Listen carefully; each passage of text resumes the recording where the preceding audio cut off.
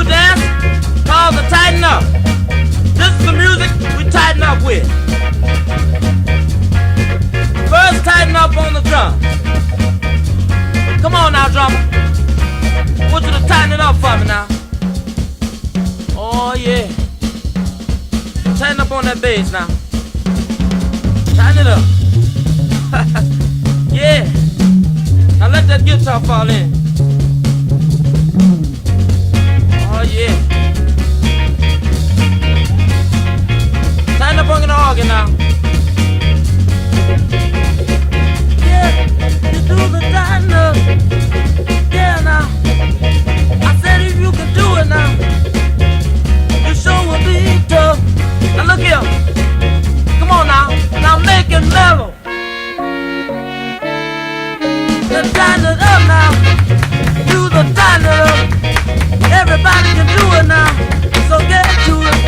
We gonna tighten up. Do the tighten up. You can do it now. So baby get to it. Do your left now. Do your right. Everybody can do it. But don't you get too tight. Come on and tighten up. Tighten it up now. Tighten it up now. Tighten it up. Do the tighten. Boom boom. Boom boom. Boom boom. Boom boom. Boom boom. Boom boom. Boom boom. Boom boom. Santa baby, just slip a sable under the tree for me. Been an awful good girl, Santa baby, so hurry down the chimney tonight.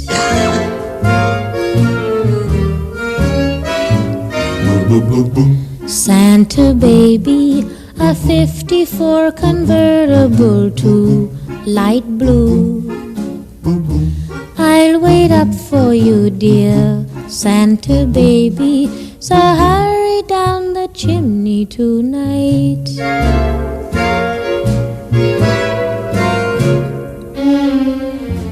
Think of all the fun I've missed.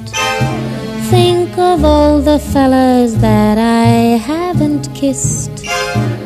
Next year I could be just as good if you check off my Christmas list. Santa baby, I want a yacht, and really that's not a lot. Been an angel all year, Santa baby, so hurry down the chimney tonight.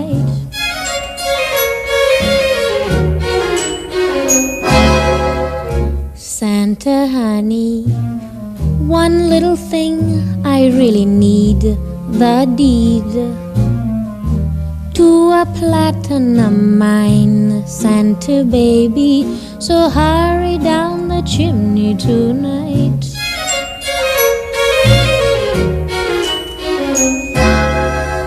Santa cutie, and fill my stocking with a duplex and checks. Oh, sookie, sookie now. Hey! Come on, baby. Hey there, sugar dumplings. Let me tell you something, girl, I've been trying to say now. You look so sweet, and you're so doggone fine. I just can't get you out of my mind. You become a sweet taste in my mouth now, and I want you to be my spouse, so that we can live happily now, in a great big old roomy house. And I know you're gonna groove me, baby. Oh yeah, now make me feel good inside. Come on and groove me, baby. I need you to groove me. Oh yeah, now, darling. Come on, come on. Hey there, sugar dumplings. Come on, give me something, girl, I've been needing for days.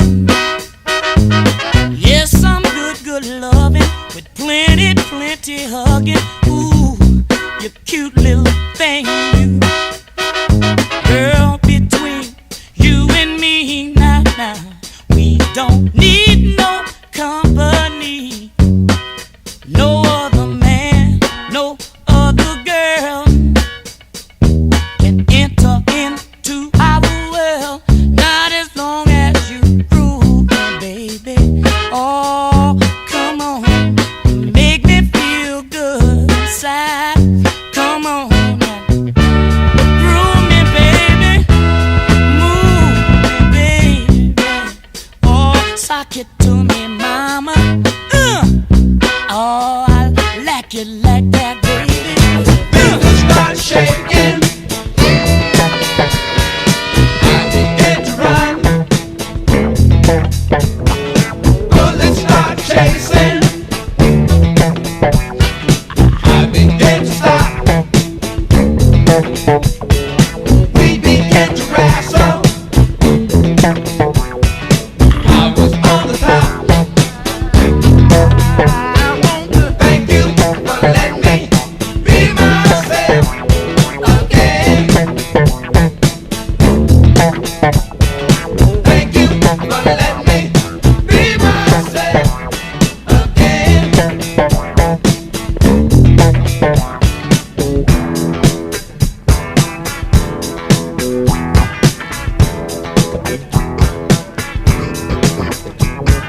Step on in the collar,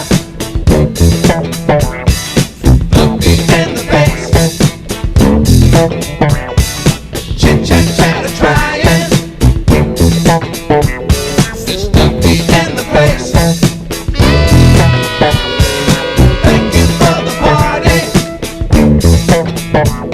but I could never stay. Many things on my mind, words in the way.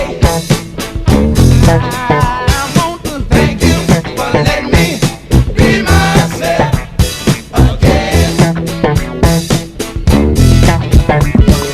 Thank you for letting me be myself.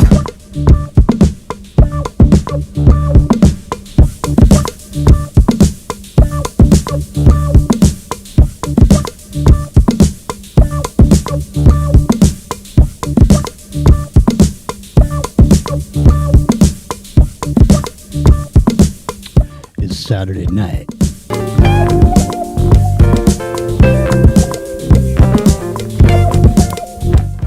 It's time, Doc, to lean back. 33 degrees and chilluminatti. It's a family affair. It's a family affair.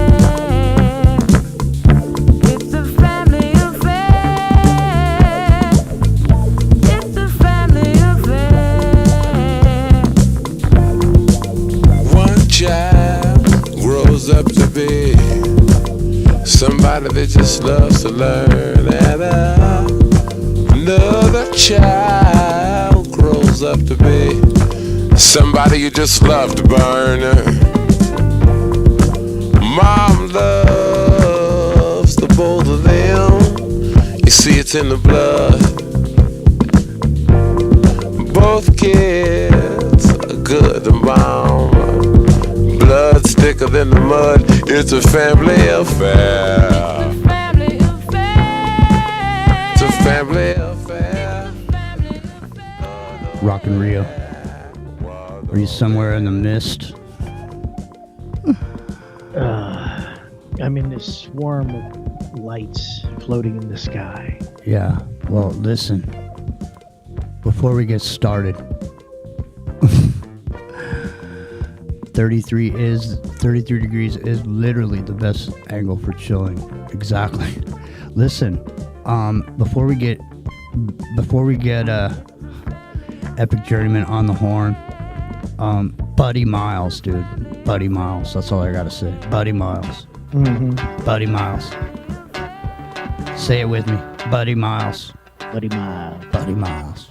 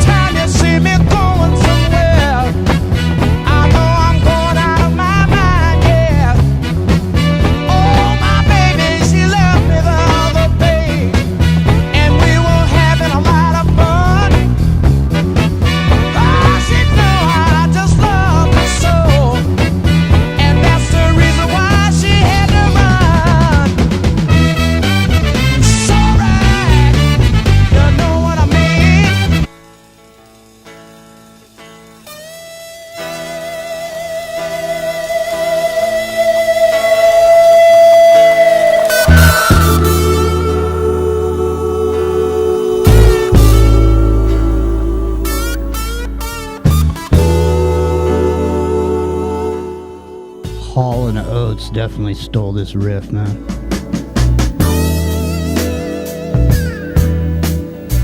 So did Fun-Loving Criminals.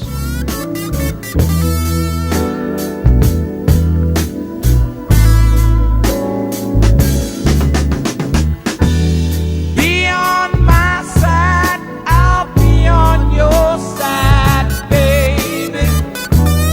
There is no reason for you to hide.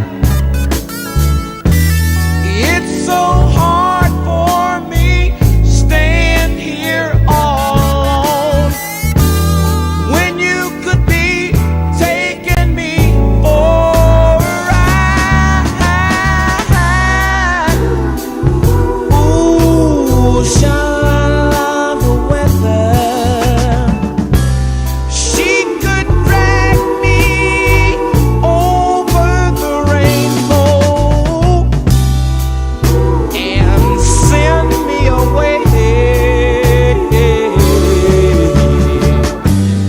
down by the river.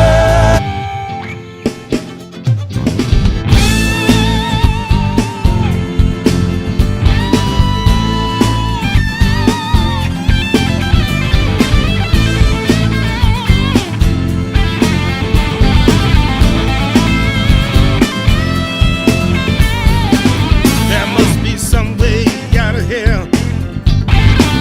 Said the joker to the thief. Too much confusion. I can't get no relief. These men, they drink my wine while me and dig my earth. But none of them along the line know what any of it's worth.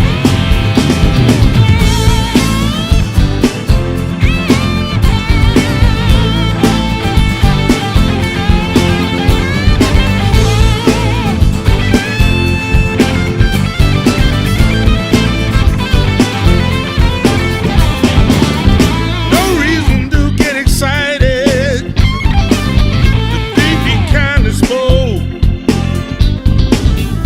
There are many here among us.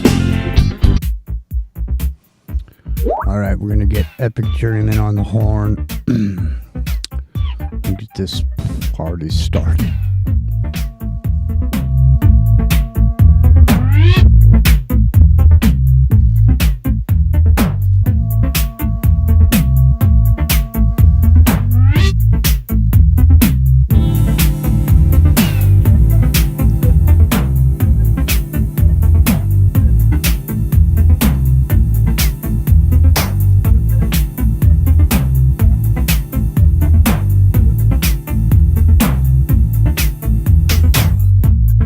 If you wanna ride,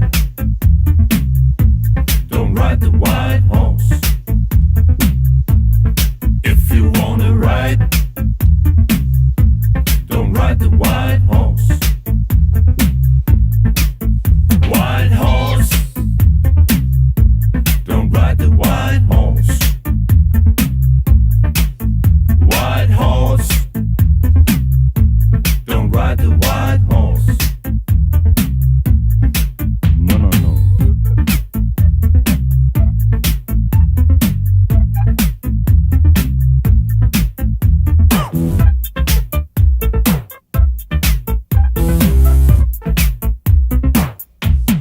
If you wanna ride, don't ride the white horse. If you wanna ride,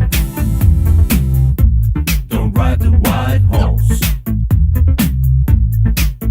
White horse. Honestly, guys, after the last couple of weeks of drinking this every single morning, I've been pleasantly surprised with the results. First, Don't ride the white horse. No, no, no.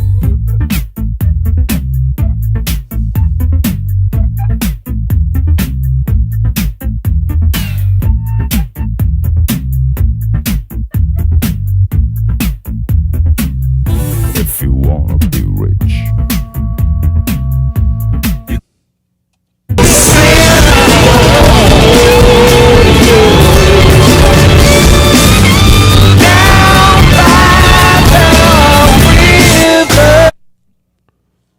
shit just went berserker, man. Yeah. Don't ride the white horse. Don't ride the white horse. Gotta ride the black pony. Look at, I mean, you're not gonna believe this shit. Seriously. What's that? Is Epic here? Looks like it. He's there. I am. Excellent. Well, listen. Believe this shit or not, I'm trying to get rid of this. Hold on. There was a fucking tornado. Literally. Within miles of my house. In California. In the mountains. No less. Take a look at this. You see this?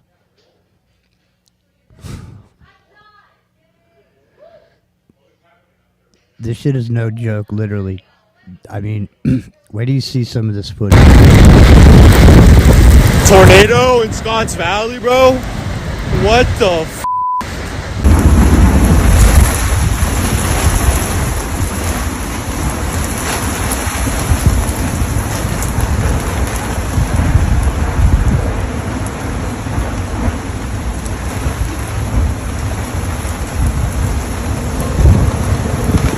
No way! Oh, the transformer just went out. Look at this shit. Look at this. There's fucking people strewn out of their cars. They were thrown. Look at this lady laying there. Look at this shit. Cars flipped over. They pulled her out, right? I'm just saying, they're just sitting there on, and then all of a sudden they're sitting at the stoplight. And the next thing they know, they're just being picked up and like thrown into the air. Look at this shit.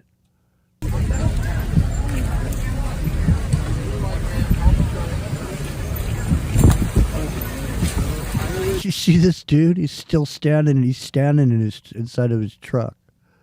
Look at this shit. It's literally like, look at this. Look at that.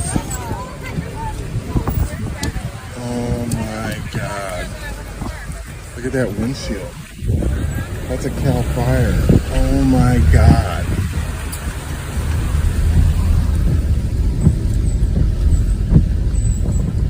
Dude, are you sure you want to be doing this now?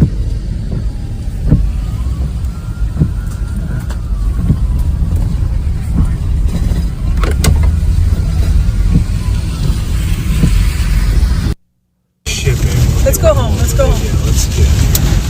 Holy shit. Oh my god. Okay. Oh my god. Oh my god, no. What the fuck, man?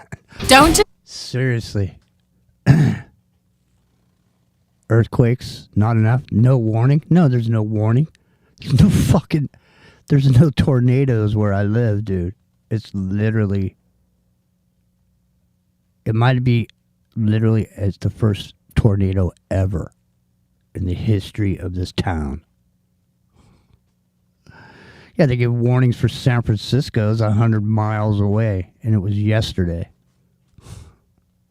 Yeah. No, there ain't no warnings, man. Yeah, tornadoes don't usually happen in the mountains. No. And that's the thing, too, is like this storm that was coming in. It's like the wind was blowing in the opposite direction that it normally comes from the ocean in here. And this wind was coming back out towards the ocean. So, I don't know. Fucking who knows, dude? I don't know. All I know is, man, I mean, nobody, that's like having, it's like not having flood insurance over there in North Carolina. It's like, when was the last time there was a flood? Nobody has it. Yeah, right. There's nobody's gonna have tornado insurance in California. Period. No. You know, and the thing about this is predicted as well that it's going to happen. Like what's going to happen is when the jet stream stops going west to east, right? It's going to cool down all of Europe. Europe is going to be an ice zone again because of that. Where you get stuff like this over here in the United States, right? Because it's going to swirl back. It's going to become like a the equivalent of ocean spiral eddy of some kind, where it's not going to go across the continent like it does now. I hope that I doesn't was happen, but could you imagine if it does? Like this would be like commonplace all the time. I was looking at the long-term winter forecasts, right? You know, they model it out for the next 2 or 3 months or whatever. And it's supposedly it's going to be like brutally cold in the Midwest and actually extremely warm here on the East Coast. It's just going to be wet and rainy supposedly for most of the season, but the Midwest is supposed to get like super frigid. It'd be interesting to see if that actually pans out, but you know, it makes you wonder if it's like natural or, you know, fabricated. Did you see this post? Did you see this post? Yeah, I bet they are, Mandy. Mandy's saying the soil samples coming out of North Carolina. Yeah. Seriously. Man, I was going to tell you guys something now. When I saw that on the chat there, I lost my train of thought. But anyway, it had something to do with those, with the drones. Oh yeah, did you see this Trump post on X? No, With it's shoot him down. Yeah, it's Christie. No, it's Christie. You know that guy that used to be Christie from New Jersey? Chris Christie, Yeah. It's him stuffing his face with McDonald's, and there's a bunch of drones with McDonald's bags, delivery bags, floating around behind him. Oh, jeez. I mean, This shit was fucking funny. I don't know. You if know, not to pick on people who have issues with weight, but that guy's disgusting, man. He really is. No, I gotta see if I can find this. If I can find this, I'll show you guys. It's fucking funny, man. He's he was probably the most disliked person in politics here on the East Coast for quite a while. He freaking diverted people around that bridge as revenge, man. Yeah. He's never going to live that down, ever. Ever. You know, it doesn't matter what he says. That was one of the most heavy abuses of power ever in American history. All right, Yeah. So there's been a bunch of posts by some dude about this, about these drones. So I mean, I don't know if anybody's gotten to it or whatever. So let me see. I'll dig this stuff up. So the Petrodynamics XP4 is being developed for the U.S. Navy as a recon and logistics drone capable of picking up and dropping off packages between land and moving the ship according to seas and high winds. The name suggests this trans-swing design, which transitions between quadcopter and fixed wings mode, has both long-range flight and VTOL capabilities. It also can hover pretty much at will. Officially, is a 1-hour flight time and max payload, but could have been upgraded. It's about 13 feet wide, 6 feet long, and the dimensions about the compact of the SUV. Its flight path leads directly from the coast up to northern New Jersey. And when you know it, it's right where it's most commonly seen. We find the Joint Base McGuire-Dix Lakehurst, home of the Naval Air Warfare Station, and CAD, whose whole job is to research, test, and support aircraft for Navy combat operations. This is also explains why it appears every night. So the other thing is there's a particular corridor that these dudes are using, and they're flying in this corridor, apparently, of what they're saying, anyhow.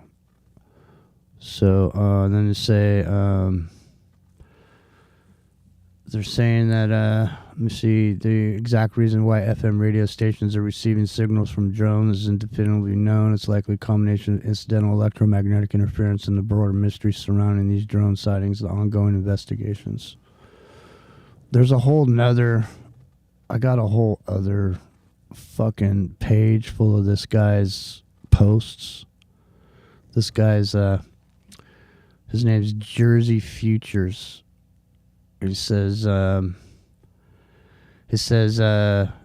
for the nerds, this is on his Jersey Futures on X. Okay, so for the nerds who know it's a bit more about what I'm talking about, take a look close up at the drones. They operate in grid and both to sweep areas become comms as drones in a mesh network operating at 200 gigahertz, which is directional and needs to be bulky horn antennas mounted.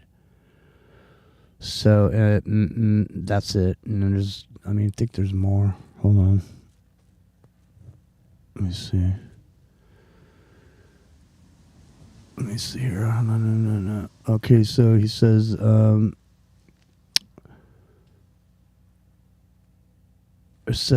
they look weird because they have heavy and giant cryo coolers mounted on the front grid horn antennas to communicate with microwave frequencies that can't be jammed.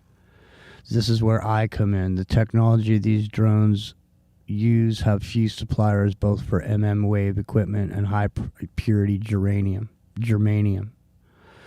These suppliers that are the backbone of my industry. So Jersey was closed because the closest port to city. Jersey was chosen because it's the closest port to New York, and it would be too dense for reliable wave comms. But why is the DoD silent? Again, it's because the scenario that we have a threat of a dirty bomb. So these things are apparently a threat of a dirty bomb, and they're doing this testing or whatever, which is interesting just simply because there's been a spike in these radiation. Did you guys see this radiation spike around on the East Coast and on the West Coast recently? Did not. Yeah, there's a map that shows radiation, and there's weird spikes going on. So, this guy's saying, what many don't realize is Ukraine is the reason we're here. That it was the first time we deployed them in a combat zone. But make no mistake, they're for protecting Homeland Security, and Department of Defense bought hundreds of thousands to act as swarms capable of sweeping a city, is what this guy's saying.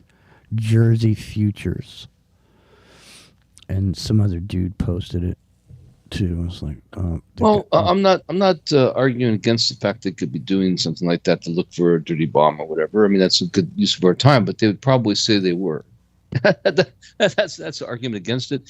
And I do know for a fact that we have aircraft and satellites that are dedicated specifically to that purpose, that are already deployed across the United States specifically for that are way more, developed and high tech than what can be deployed on these drones. Now, is there some kind of way that maybe these drones could be outfitted cheaper and kind of throwaway in a way, instead of having these AWACS equivalent aircraft up there flying around? Yeah, maybe these aren't like small drones with cameras. No, on. they're these things are like the size of cars. Yeah, these are 13 feet long, dude. Yeah, no, I was looking at the footage we have. And out of all the footage I've looked at, look this up. Two I've found so far that are not. I'll tell you exactly what to look up. Exactly. You ready? PTERO Dynamics XP4. PT. Terra, like pterosaur. Yeah. Yep. Terra. Okay. Yeah. Check that out. And if you get a picture of it, throw it over to me, and I'll put it up here in the chat. I did see one good picture of the drones, though. Like we were talking about last night, where it looks like it's the size of it's bigger than a car. It's like a bus, man. It's freaking huge. Yeah. But it's tilt rotor, so it's got like the two sections of. It's in the morning. It's not at night. It's just like dawn, and it's got the rotors tilted. It's not a normal aircraft. It's definitely a drone of some kind, but no, and that's the only one I've seen. It flies fixed wing too. So it flies fixed wing, and then it can hover, and then it can be a drone too. Yeah, tilt rotor. Yeah, right, exactly. It's tilt rotor. So. Yeah. But there it is. That's the unit. That's the unit that they're saying they're going to use for these whatever they're using it for, and obviously there's going to be commercial use because these are these delivery drones. Obviously. Aerodynamics. I'm looking up your link there. I'm seeing nothing but videos right now, so I'm trying to get to the website. Yeah, well, I mean, it says could be. it says there's a flight path that's on Reddit here. I don't go to Reddit, Well- but hold on a minute. Hang on a minute. Let me see if this will take me there. Actually, the one I'm looking at right now, it looks like the drone that was caught in the morning. That's exactly what it looks like. Yeah, that's it. I'll link it in the chat. It's a Navy drone. Well, being developed for the Navy. It's 13. This one's not car size. It's 13 feet, but still big. Yeah. Yeah, it says it's a trans wing design which transitions between quadcopter and fixed wing mode for both long range flight and VTOL. Vertical takeoff and landing. Yeah. No, I linked it in the chat. That's exactly the one that's in that video I saw. That looked, in the morning. Yeah, that's definitely it. It says 6 feet. It says 6 feet long, but it's 13 feet wide. It's 13 feet wide. Transforming drone, nails moving target, Navy trials. Is the article I'm reading. And no, that's it. That's absolutely it. That about it. Yep. I mean, the one that I saw. That's it. That would also explain the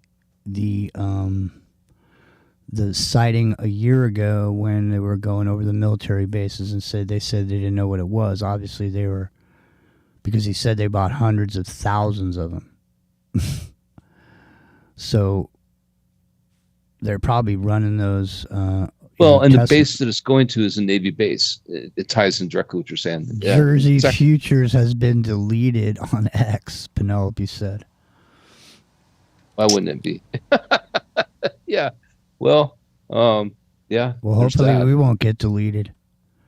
Hopefully we won't get deleted. No, seriously, man. That the guy who whistle blew over there on that AI company up in San Francisco, OpenAI. The guy that whistle blew and said AI. Say he committed suicide. I have my doubts. Yeah. Yeah. No, I don't know. No, he's dead, Jim. Yeah, they say he committed suicide. Like I said, I don't know. I don't know. No, man. He said the AI was in control of everything. It's almost like that. Remember that phone call that came in on Art Bell? That guy. It's coming. We played on the show. It's all scratchy. I'm calling you from da da da. They're coming for me. Or whatever. Yeah, they're coming for me, man. They're coming for me. I know some crazy shit, no? Well, didn't that tie in? I'm trying to recall. I don't have like a catalog of the shows already, but wasn't that when the Sandy, Utah facility opened up for the NSA, in Utah, right? And it was like right around that time frame. It was tying it in, kind of, or insinuating that it was tied in. Am I remembering that wrong? Because I might be, but it seems like he was. It was like he was insinuating that they're tracking everybody, man. You're watching this through the TV, man. No, I'm sending you. There's another link where the guy he copied Jersey Futures posts and made JPEGs out of them, and his name is Red Hat. And I'm trying to send it. Hold on.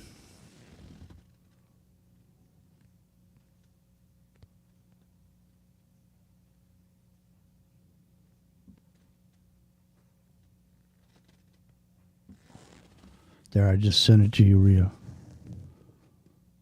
I don't see this call. For some reason, my it hasn't gone to you yet. For some reason, there it goes. Sorry, I got sidetracked here. I'm trying to the Area 51 pilot, exactly. That's the one, Matt. That call is scary. Just the way it's all staticky and shit. It's crazy. All right, hold on. So now I just got it. I got that thing into Skype. So now let me go over to Rio's address here and grab that bitch. And then, boom. Hold on. Here we go. And now I'll get the link. Copy. Here we go. It's like a play-by-play. He's coming up to the green. I think he's gonna. I think he's gonna go with the iron for this one. No, look, he's coming out. Break out the putter. Gotta go with the wedge. What's going on? All right. Yeah. There you go. My laundry's done in the dryer. You hear that beeping sound? That was tornado warning. It's such a professional operation we got going here. I used to get so pissed. Remember, Rhea? Back in the day when we used to have any noise. When we used to have keyboards clacking, mice squeaking. When we used to have a professional show before we turned fully hanging at the bar with the boys. Before it became, you know what though? I mean, what's interesting is that it's a certain layer of authenticity that's missing from the AI generated world. It makes it, unique. It makes it. I don't know. It's weird. I'm with you. You want to have the little, siren on the door with the light flashing strobe, recording in progress or whatever.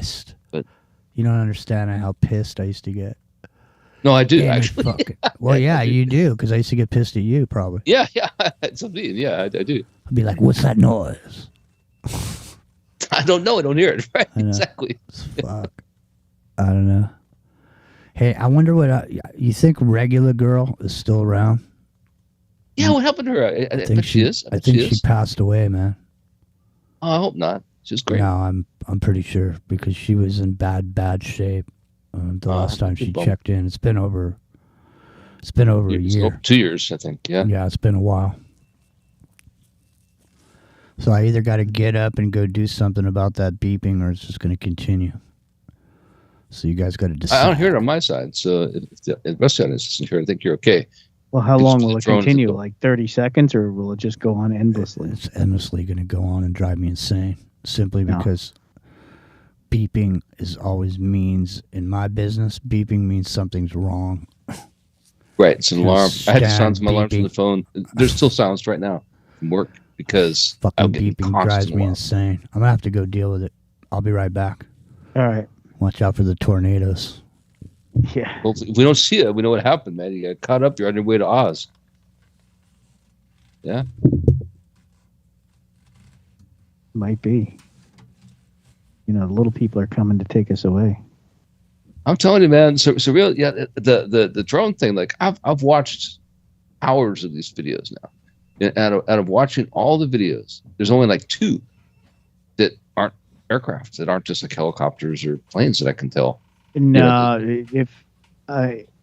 mean, I don't know what you're seeing like through your feeds, but no. Let me add to that. I'm not talking about the orbs. Like we were describing the orbs last night. I'm talking the ones that have like the running lights on them. They have the red and green lights and stuff. They're airplanes. Oh yeah, you can tell which ones are airplanes. Yeah, but there's definitely like drone swarms and things flying in formation that are not, like I said, where I work is not that far from Newark Airport, and even where I live isn't only an hour away. So and I'm right in one of the flight paths, so I see planes constantly, and I can tell it. I have an airport like literally like half a mile from my house. Right, and helicopters, it's kind of thing. I can tell what's an airplane and what's a helicopter, and these things are not. They're definitely not. They're very. Some of them obviously look like regular drones, like the models, the 4-prop models that fly around. And, yeah, well, that's what I mean. Like the ones bigger versions. They stand out like that. They seem like obviously they're drones, right? But some of them are flying in swarm formations, like when you see them do it, like for New Year's in Tokyo or whatever, and they put up 1,000 drones and they synchronized. Very synchronized. Some of these things are flying around like very synchronized and making like movements and. Hey, synchronized. Listen, Penelope put a link in there for you. Click on that link in the chat. And on YouTube, she's saying there's something going on there. Here, I'm gonna get something for the show here. I didn't plan this, but let me just get it. Click over. Yep. Let me check it out. All right, see. Let me get it real quick. Hold on. Drone sighting in North Stonington. I don't know where North Stonington is. Connecticut. Oh yeah, it's not just like in Morris No, it's County, not. It's New not. Jersey. It's not just New like Jersey. Yeah, it's New York. It's New York. It's Connecticut. It's been around a bunch of places. I think it was up to like 6 or 7 states now that have reported. Yeah, mysterious and drones. the videos I've seen, as far as like we were talking last night, they have the running lights on them. This is, I guess, I should make the distinction. Like I where have they a have the confession. running lights on. I you regret weasel. not trying therapy sooner. Fucking weasel. And I didn't. Why is it? You gotta Fucking love little weasel, man. YouTube jamming them commercials down your throat, man. You got it. You can't get away anymore, dude. I have. Listen, I have it won't listen to me. videos- Listen to me. Listen. What happens is this fucking thing when a commercial plays and I hover my mouse, okay, the window moves by itself. When I go to click off the volume, it moves by itself and moves my mouse above to where it says "Find out more." Right, and then the it access, clicks it's just your the access. clicks because they're getting paid for people to click on their fucking ad, and so somehow they put some text in the background here that fucks with my mouse. Yeah, Literally. you can like on a web page, you can have like an auto snap on the mouse cursor to go to a certain area, and that's what they do. They like when you enter the area, it'll snap your mouse to wherever. This is like it's dirty tactics, man. That's dirty pool. It's That's dirty what pool. I mean. It is. It's like you can't fucking just relax for a minute. You got to sit here and it's like a fucking full-time job dealing with this shit. Yeah, It's and like- that's why YouTube keeps losing more and more money, and they just up their prices again. No, they ain't losing money because up the prices. I just yeah. clicked on 15 of their ads, man. They just made money. Yeah. Well, not only that, like I don't think your channel's monetized. My channel's not monetized at all. And there's commercials showing up on my channel. It's not monetized. Why are those showing up? You know what I mean? You got to pay for server space, right? No, but that's the whole thing. It's like, dude, Listen. that's just wrong. It's wrong. It's unethical. Let's not go down the YouTube bunghole. Yeah, we don't want to get Let's get back to the subject matter about at hand, Yeah. which is this. But as far as the drones go, legitimately that explains. Here. What started as a platform for hobbyists is poised to become a multi-billion-dollar industry. Inspection, environmental monitoring, photography and film, and journalism. These are some of the potential applications for commercial drones, and their enablers are the capabilities being developed at research facilities around the world. For example, before aerial package delivery entered our social consciousness, an autonomous fleet of flying machines built a 6-meter tall tower composed of 1,500 bricks in front of a live audience at the Frac Center in France. And several years ago, they started to fly with ropes. By tethering flying machines, they can achieve high speeds and accelerations in very tight spaces. They can also autonomously build tensile structures. Skills learned include how to carry loads, how to cope with disturbances, and in general, how to interact with the physical world. Today, we want to show you some new projects that we've been working on. Their aim is to push the boundary of what can be achieved with autonomous flight. Now, for a system to function autonomously, it must collectively know the location of its mobile objects in space. Back at our lab at ETH Zurich, we often use external cameras to locate objects, which then allows us to focus our efforts on the rapid development of highly dynamic tasks. For the demos you will see today, however, we will use new localization technology developed by Verity Studios, a spin-off from our lab.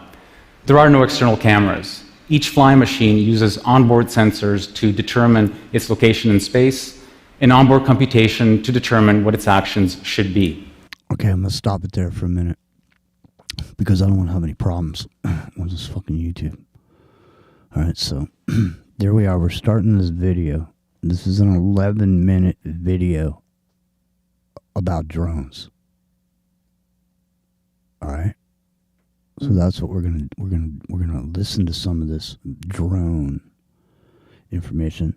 I see moons in the chat over there, and this is the highest gravitational pull between the Earth and the Moon in the last 18 years. So at high tide on this full moon could be earthquakes. You never know. All right, listen. Back to the drones. The only external commands are high-level ones, such as takeoff and land.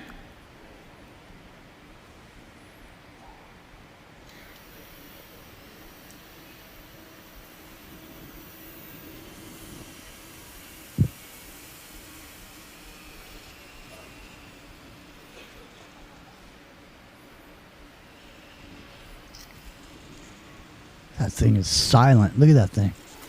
This is a so-called tail sitter. It's an aircraft that tries to have its cake and eat it. Like other fixed-wing aircraft, it is efficient in forward flight, much more so than helicopters and variations thereof. Unlike most other fixed-wing aircraft, however, it is capable of hovering, which has huge advantages for takeoff, landing, and general versatility. There is no free lunch, unfortunately. One of the limitations with tail sitters is that they're susceptible to disturbances, such as wind gusts. We're developing new control architectures and algorithms that address this limitation. Those people all look like cats staring out the window at a bird. Yeah. You see their heads? The idea is for the aircraft to recover no matter what state it finds itself in.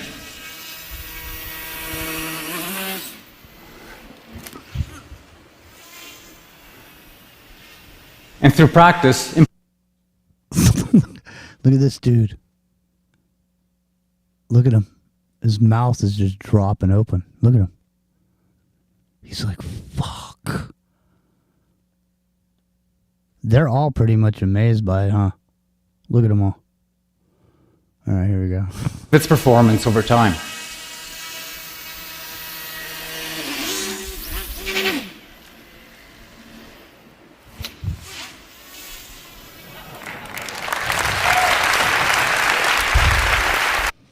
See, that's what you're gonna. I'm laughing at the applause because the thing that cracks me up is, this looks so amazing to people, but nanobots are doing this on scene all the time.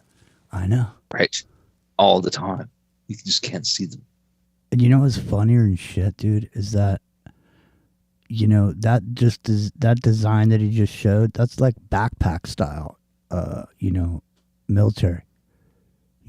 You just throw that thing up in the air and you got recon. You brought up a good thing there because Luigi had that backpack that didn't have the gun in it, that high-tech backpack. You got to wonder, man. Yeah, I mean, drone. Anybody could have a drone and do a follow-on. You could do like walk to work and have a drone following you to work and taking video of it. Okay.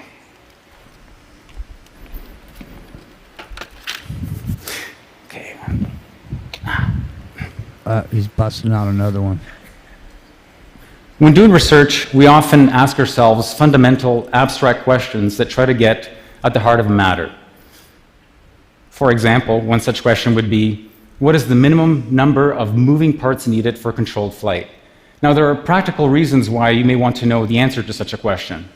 Helicopters, for example, are affectionately known as machines with 1,000 moving parts, all conspiring to do you bodily harm. It turns out that decades ago, skilled pilots were able to fly remote-controlled aircraft that had only 2 moving parts, a propeller and a tail rudder. We recently discovered that it could be done with just one. This is the monospinner, the world's mechanically simplest controllable flying machine, invented just a few months ago. It has only one moving part, a propeller. It has no flaps, no hinges, no ailerons, no other actuators, no other control surfaces, just a simple propeller. Even though it's mechanically simple, there's a lot going on in its little electronic brain to allow it to fly in a stable fashion and to move anywhere it wants in space. Even so, it doesn't yet have the sophisticated algorithms of the tail sitter, which means that in order to get it to fly, I have to throw it just right.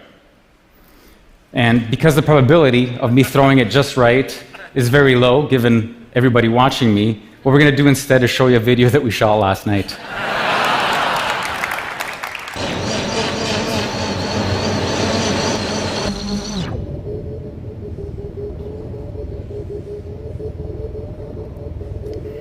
Wow.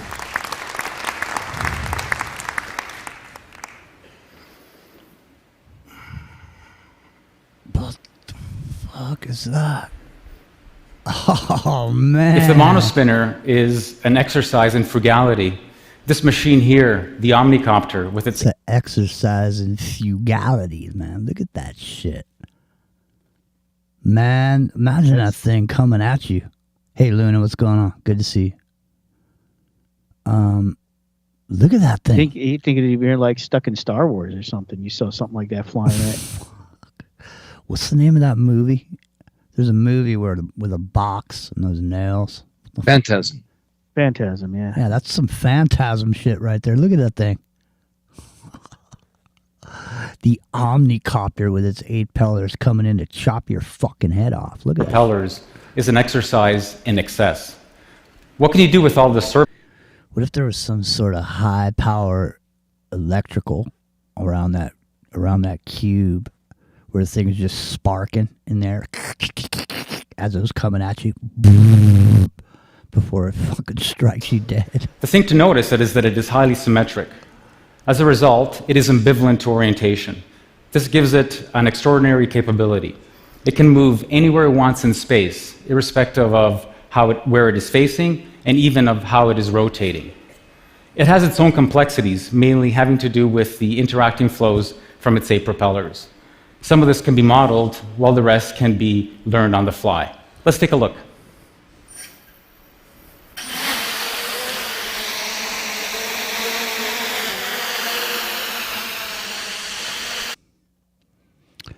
Are you ready to see your brand on TV? Jeez, here we go. Yeah, this dirty prick.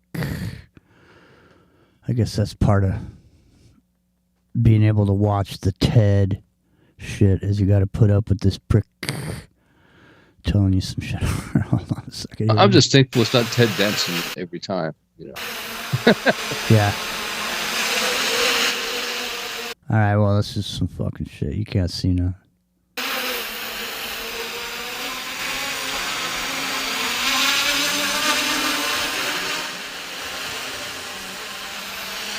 I mean, just hearing that alone, if you're just sitting there, you're just walking down the street. It's like a Stuka dive bomber. It's horrifying. Yeah. All of a sudden, it's just buzzing your head. Look at, they're all applauding. Yeah, man. Keep applauding, dude. If flying machines are going to enter part of our daily lives, they will need to become extremely safe and reliable. This machine over here is actually 2 separate 2-propeller flying machines. This one wants to spin clockwise, this other one wants to spin counterclockwise. When you put them together, they behave like one high-performance quadricopter.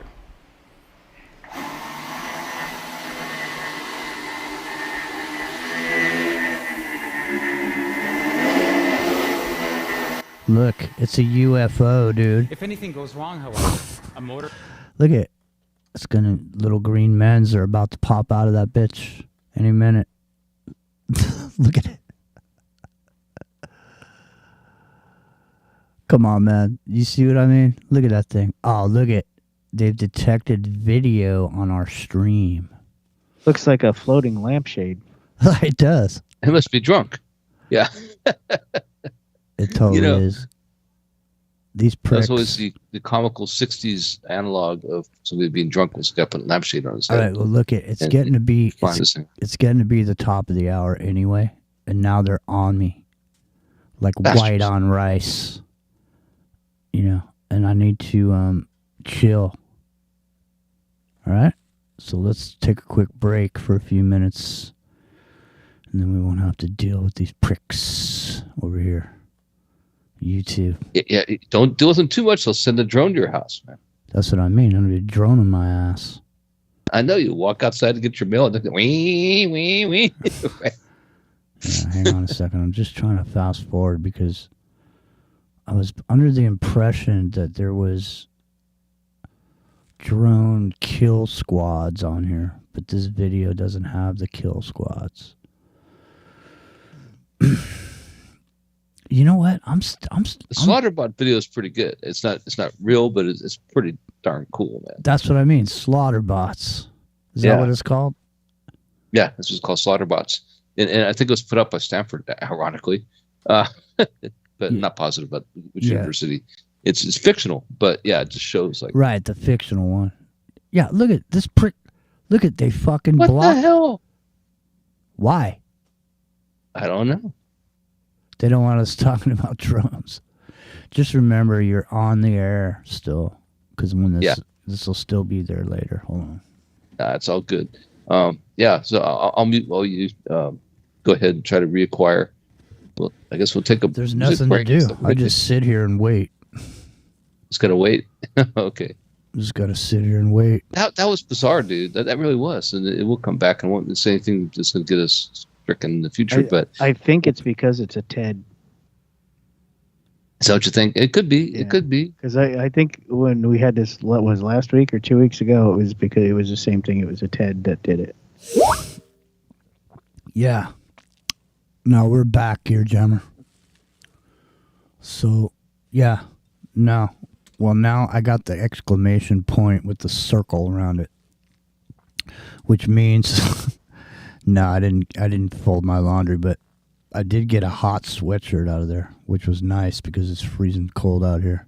Yeah, just let the tornado do it now. You know, it's like a tumble dry. You just put it out there and let the tornado do its work. Fuck that shit, dude, man. Apparently, Rio, you were saying a branch snapped and hit some lady in the head. Yeah. Fucking knocked her out. I watched a few of the news clips on it after you sent me that first one. Could you imagine this shit? You're just walking along. I'll be right back, honey. I'm going to go walk the dog. Snap. It wasn't a small one either. Like it was. That's what I mean. It was substantial. Jimmy, I think you're referring to something we probably both know back in the 80s, I think it was. You probably might have been in San Diego at the time. The a lady went out to walk her dog in San Diego, somewhere near Balboa Park, I think. Yeah, and the eucalyptus tree snapped and killed her and her dog, just randomly. Just she was out walking her dog. And these things happen. What happened? It was a eucalyptus. San Diego, for people who don't know, has a lot of eucalyptus trees, and they're all over, like around Balboa Park and Hillcrest and that kind of area, San Diego, 163 corridor, and they're all over, but they're especially there. And this lady went to go walk her dog. She was walking her dog, and it's like some scene from a Monty Python movie with the foot coming down. The freaking tree just snapped and fell on her and killed her and her dog. It was a big news item back in the late 70s, early 80s in San Diego. That I think made national attention. Just randomly, you're out walking your dog, and then all right. What is that? Falls. What is that woman's name? Is it Abramovic? Is she the one? You're right. Okay. Yep. Right. Marina Abramovic. Okay, yeah. So listen, remember that thing? Paleo Valley. Shut up. Chocolate, bone broth, remember that protein. thing? I'm not making this Hang up. on a second. Tastes like chocolate. Why? Yeah. You remember that? Remember that the dingo ate my baby? Remember that? Yeah. Okay. Yep. What are the odds that she was there for that? She was there when that happened. Zero. No, she was there. I'm telling you, she was there when that happened. Yeah, well, the look odds it are up. zero. No, look it up. Australian Outback. Look it up. Yeah, no, she was like right there. Look it up. A country of 20 million people. Look it up, and then while you're doing that, because we're gonna go to a break, look it up. I'm not bullshitting you, man. I'm telling you. Listen, I saw a video of her and Jay-Z dancing in some circle of people, forehead to forehead, while it was flashing on a video of her doing an art piece where she was taking buckets of blood and splashing them into a corner over the top of a doll. Yeah. He's a very strange individual.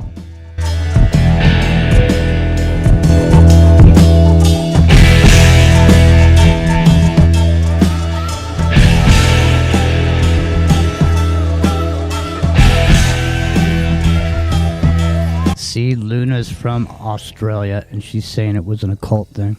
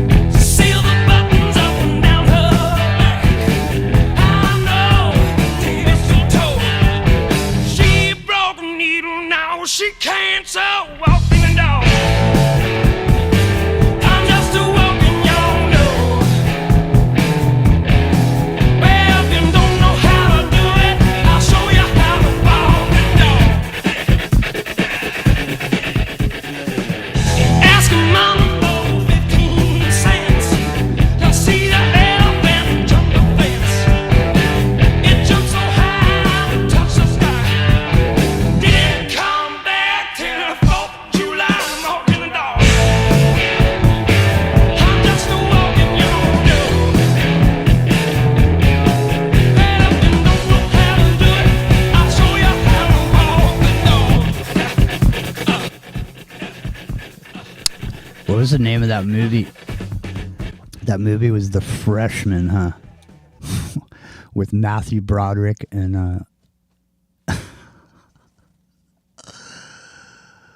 what the fuck?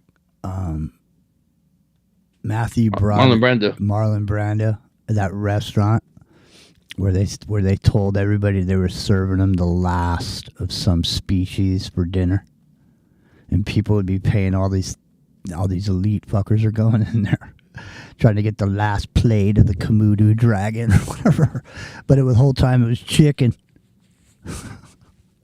So everything tastes like chicken. The whole thing was a scam. But they would bring this cage in. The guy, whatever you were going to eat, all these people would pay this big money to sit down at these tables. Okay, and then this dude would come in, and he'd have this cage over his head and shit, and he'd be holding whatever it was that you were about to have for dinner, and then he'd go away. And then a little while later, they'd come out with these plates of food and dole it out to everybody, and everybody's just sitting there going, yeah, we're eating the last fucking Komodo dragon right now. Feeling all proud of themselves. Don, it was an Illuminati themed thing too, where all these people are in the know and they bring in these celebrities. So it's Don Pardo singing, "Here he is, your Komodo dragon." Right? Swear to God, man, if you haven't seen it, you guys should see that movie. It's called The Freshman. I don't think it really didn't get much play when it came out. No, it didn't, and it wasn't a real Komodo dragon. It was a Salvatore monitor. I had one of those in real life, like not quite that size, but pretty close. You know what's fucking funnier than shit? I saw today when I happened to be over on YouTube, going here because I had to take out the Foo Fighters out of here because we got banned worldwide for playing the Foo Fighters. Yeah, I saw that, and I was like, "What the hell happened to our show?" I was looking back at the comments and like, where'd it go? So anyways, I was over here, and while I was here, I saw something that I was going to tell you about, and now I got sidetracked, and I can't remember what the fuck I was going to tell you. Well, you had your Komodo dragon for dinner, so you're good. No, I saw something on YouTube that adds. Oh, I know what it was. It was somebody went to an abandoned mall. Okay, it was like a shopping mall. It was an abandoned mall, and the reason I'm telling you about it is because the picture that was on the video was the video rental store that was still there intact with all the videos on the wall, and I thought of you. Oh, totally. I thought of you. I thought to myself, that Sinbad movie's there. I guarantee you. Yeah. Well, I didn't. I wasn't thinking about that. I was thinking about, we were talking about last night how you said how people used to go to the store, video store, stand there and look at the hunt, and look at the boxes and stuff, and read the box and see what it was all about. Mm-hmm. Yeah, it was a whole bunch of hunter-gatherer existence in the modern era. Yeah, that's why people did it. It wasn't because they really wanted to see the movie necessarily. It was that bonding thing of going through and finding something everybody could enjoy. I mean, it's unique.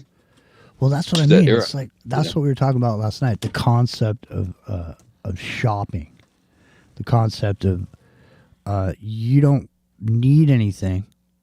You're just going to go to this place where there's all this variety of shit, where you could just walk around until you become infatuated with something and you buy that shit. Okay, and now there's fucking storage unit after storage unit that's filled with that shit. In other words, I think, and you can correct me if I'm wrong, but I do believe that we have reached this natural place where people don't want to consume as much shit anymore. Well, I think you're right. I just got rid of my storage place after 8 years a couple weeks ago. And I've gone back and forth, trying to salvage everything I could. And, you guys pay to go to the dump in California because it's in San Diego. And, at a certain point, I learned that they don't actually, if you just give it up, they don't haunt you like with a collection claim or anything like that. You just can't rent there anymore. You own nothing really? and be happy. I just left the whole time because they want that valuable stuff, right? There's storage wars, like the TV show or things like that, the auction. Corey. Hey, okay, well, good to see you. Hey, yeah, it's all yours. Here you go. Here's the keys. Bye. Good to see you, Corey. Good to see you. Yeah. What are you gonna do, man? You know what I mean? Might as well just roll with it, no? Well, it's a trip like that. We always wonder how we find these artifacts. Remember what they said? The WEF, everyone's fighting against it. They said, hey, you'll own nothing and love it. But I mean, realistically, I mean, philosophically, isn't that where everyone tries to get to? Like you try to get to this spiritual point. It's a state of nirvana, where right? You fucking own nothing. Own anything. That's what I mean. Why are you resisting the owning nothing, man? I mean, the Buddha owned nothing. Why are you resisting it? I'm just saying, maybe it's not what you think it is. Yeah, just like me, all these years you've been bitching and moaning about chemtrails, but you didn't realize it was saving your life because it's been reflecting out these radiation that's coming in here, and that's all they could think of to do to try to give you a few more years. No, I'm just kidding. Yeah, I'm teasing. We could do debates about this, like artificial debates, but real debates about like are chemtrails good or bad? What if it is just trying to give us those extra couple years, right? What if it is? What if you could look at the solar index, and there's no doubt, UV index, right? We talked about in the show. There's no doubt about it that it's gone up exponentially in the last 50 years. There's no doubt about it. Right? So is that just saving our ass, basically? And the counter alternative, like we talked about last night, is giving it the reflective OLED kind of thing to reflect back what they transmit into the air for holograms. That could be too.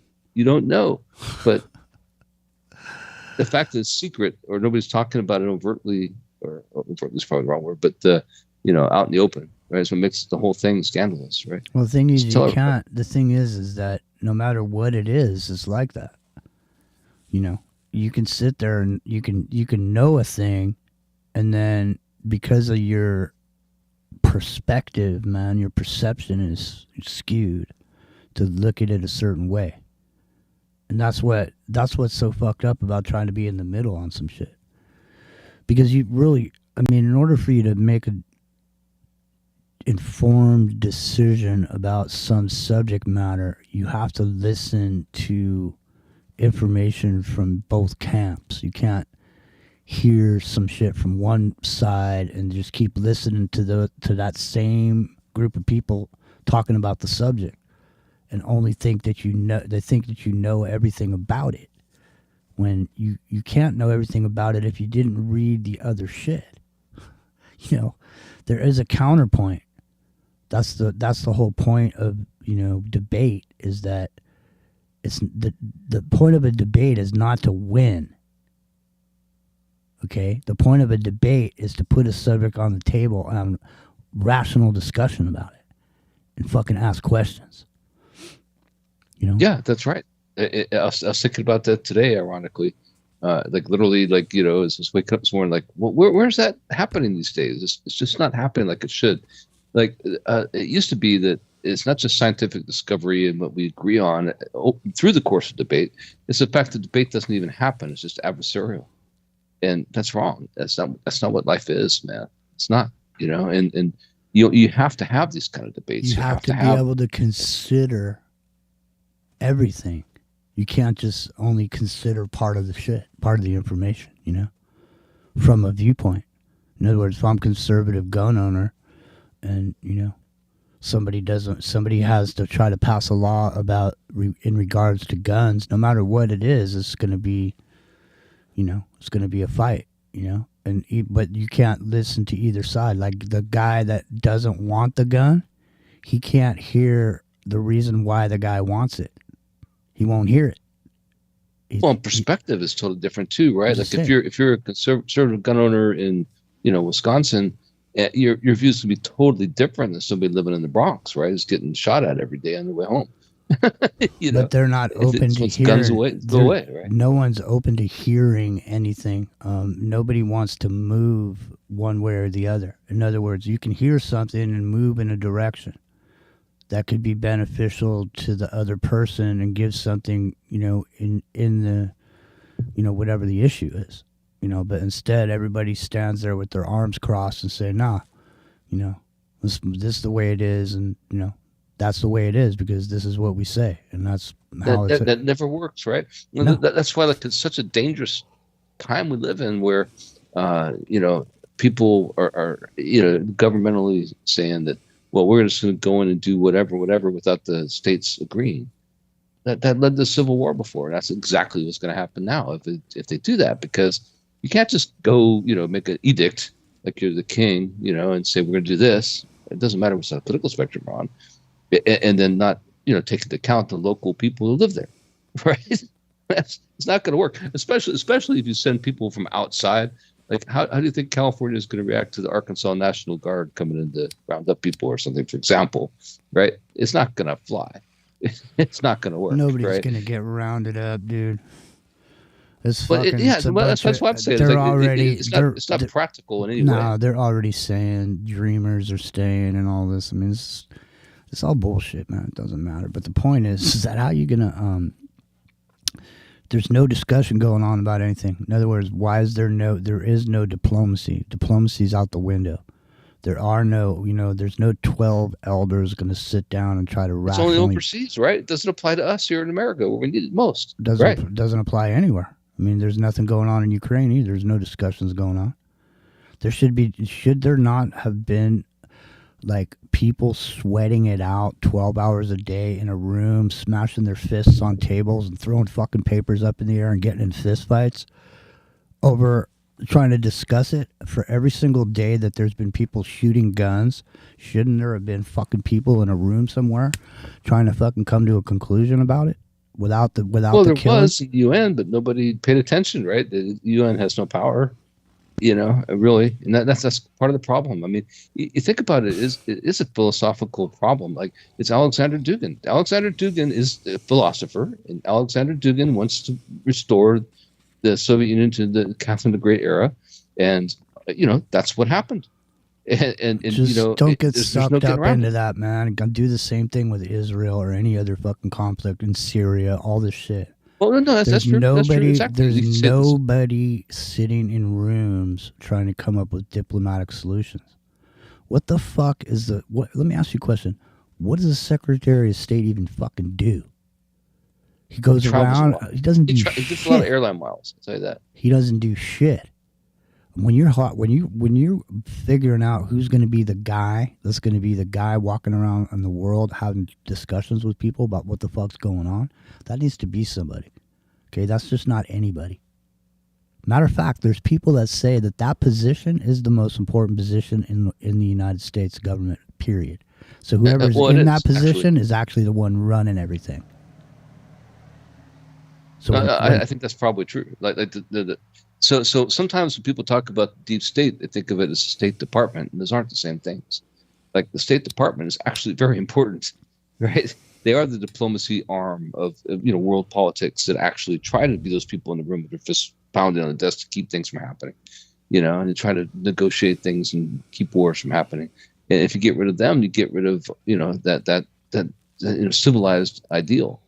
And the problem that's going on in the world today is it's not being taken into account enough. It's not being parlayed into the kind of impact it should have in the world, right? Because if we don't do that, right, it's nothing but war everywhere. And in the 21st century, that's a really bad thing. It's a really well, that's bad the thing, like we were saying earlier about this mouse. What did you call it, Rio? With the mouse? When you land on a page, what do they call it with the mouse? The thing they do? Oh, to move it? Yeah.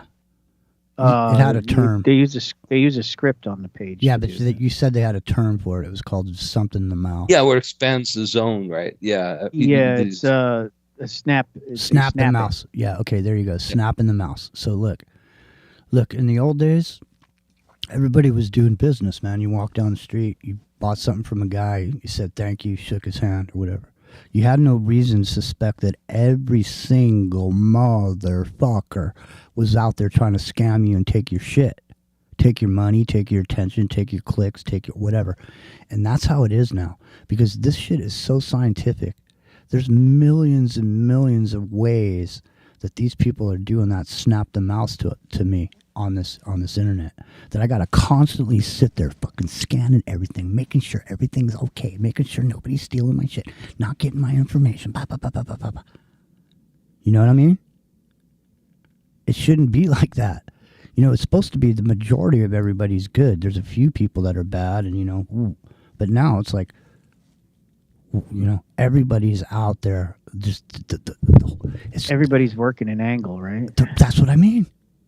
That's what I mean. You can't just fucking go buy a candy bar and shake the guy's hand and say thank you and walk away. Give him his fucking, you know, whatever. The whole thing is like you went there to buy the candy bar and you paid for the candy bar, but you didn't realize this motherfucker bought those candy bars like 6 years ago. He's been hiding them in the back over there because he paid a low price for them. Now you jam them down your throat. And then when you open it up and you start to eat your candy bar and you take a couple bites out of it, then you look at it and you all of a sudden see these weird marks all over it. Looks like worms. You know? Because they are worms. Right. Yeah. I'm not kidding though, but that's, I mean, should every time you open something, every time you go somewhere and buy some shit that you got a good price on, you didn't actually realize that the reason you got a good price on it is because the fucking date was expired. But I'm just saying, every fucking time I open something, do I got to think? I mean, we have all grown to trust what is in the package or in the box or in the can. But maybe we shouldn't be trusting it. I mean, no, you shouldn't. I bought a breakfast burrito here in Maui today, and you know, it's a reputable store. You know, it's okay. And I went, but I bought the burrito and it had big slices of green pepper, which I hate actually, inside it. But as I was biting into it and realized that was what I was eating, I was like, well, what else is in here? And probably I should just open the whole thing up and look inside, right? But people don't do that. That's to your point, and that's actually a problem, right? Maybe our trust is misguided. It has been for a long time, but you know, at some point, who's testing this shit? Yeah, dude. No, seriously.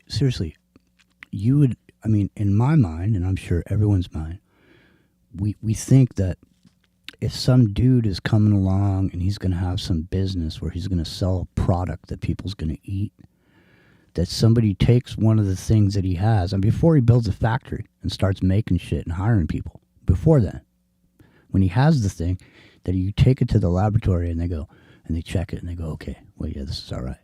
But it's fucking nobody doing that, because you know why?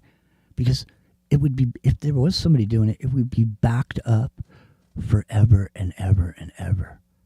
Because think of how many products come out in a day. Who could sit there and fucking go through every one of those every day? Nobody. There's nobody doing it. They're fucking sitting over there at the FDA. They're watching porn and fucking going out to lunch. And fucking having kind of like the people watching the drones. Yeah. Just saying, man. I'm telling you. Yeah. What's in that? When you rip open that bag, what's in there, man? You don't know. It's like last night's show. What is that? Exactly. Well, but the thing is also, where are you going to go? What else can you eat? Because we've become these domesticated beasts that just go down to the store and buy shit that's in a box. And I'm not saying there's anything you can even do about it. There's nothing you can do about it. You got to eat something. You got to eat something. What else are you going to do? If you're in an urban center, you can't go hunt, right? What are you going to do? But every fucking time I go somewhere, like when I went to the 7-Eleven the other day, buy some coffee. Some fucking dude behind the counter, whatever, is in there. I'm thinking to myself, how do I know this fucking dude isn't in the back pissing in this coffee pot? You know what I mean? Just having a laugh. I'm just saying, having a laugh. You know, I hate these fuckers coming in here. Look at these fucking boomers coming in here. These Generation Xers. Fuck these guys, man. I'm not pissing this coffee. There's no way, man. It's uncomfortable. Because I can't take the shit that I used to take for granted anymore. You shouldn't. I was thinking about it too. Like Starbucks is a good example, and I think I brought it up in the show before, but it's like they expect you to tip them going through a drive-through for a cup of coffee. Like they look at you like you're some kind of a-hole if you don't give them a tip. Well, dude, I'm just ordering your coffee that's already pre-made and getting on my way. I hate how they shove the thing in your face and they go, it's going to ask you a question. It's going to ask you a question. Which means it's about to say, do you want to give them a tip or not? And they can tell by how quick you click that bitch whether you gave them a tip or not. And then how do you know you don't get a little you're holding your product extra behind protein? the window in the meantime. You get some extra protein in your drink. Right, yeah. being held hostage. Dude, I swear to God, man, listen, we're talking like we're just hanging at the bar, and I'll tell you right now, during the Michelle Pfeiffer incident, there was this moment in the beginning of it where I went to this sandwich shop. Okay, it's a well-known one around here. It's called To-Go's or Togos. Togos, yeah. All right. Well, it started in Palo Alto. Great pastrami sandwiches. I used to man. go to the original one in Palo Alto when I was in high school. I know it well. Okay, so I used to go in there and get pastrami sandwiches. Exactly, large 9 with Swiss and mustard only. And I went in there during this Michelle Pfeiffer incident, and I was ordering my sandwich. And I was watching this dude make my sandwich behind the counter. He was standing there making my sandwich. And I was looking at him, and he was sitting there, and he was talking while he was making the sandwich to the other guy he was working with. And while he was talking, his lips were moving. And his lips were moving and shit. And I'm thinking to myself, man, is this dude spittling on my food while he's talking? You know what I mean? It was disgusting, dude. Seriously, this dude is like hanging his mouth over my food, talking to the guy next to him. You know what I mean? It's disgusting. I mean, dude, yeah, exactly. I mean, that's the thing, and that's just a small example, right? Like something minor. What do they do it deliberately? And like I'm saying, like when you're going to the drive-through, and you're holding your beverage hostage behind the counter until you agree to tip or not. You don't know what they're doing. You can't see what they're doing in the meantime. You know what I mean? I'm not saying that it's always nefarious or anything like that, but the fact that it could be. I'm telling you, especially if you've seen videos of people that are like, they make videos of themselves fucking with people's shit, their food. You know what I mean? It's like, I mean, damn, I don't know, man. I don't know. I just have a hard time. I'll tell you, I want the barista at this point. At least I know, and if it F's up and puts roaches in my coffee, it's because the place is unclean. It's not because it's doing it deliberately, right? Where in the case of these guys, maybe they are. Maybe that's a preferable option. I mean, why does it even work at Starbucks anyway, to be honest? I mean, it's all microwavable food and it's all pre-prepared stuff for the most part. And they're not pressing stuff like you've talked about many times, make it just the right way with your cappuccino or whatever. They're not doing that.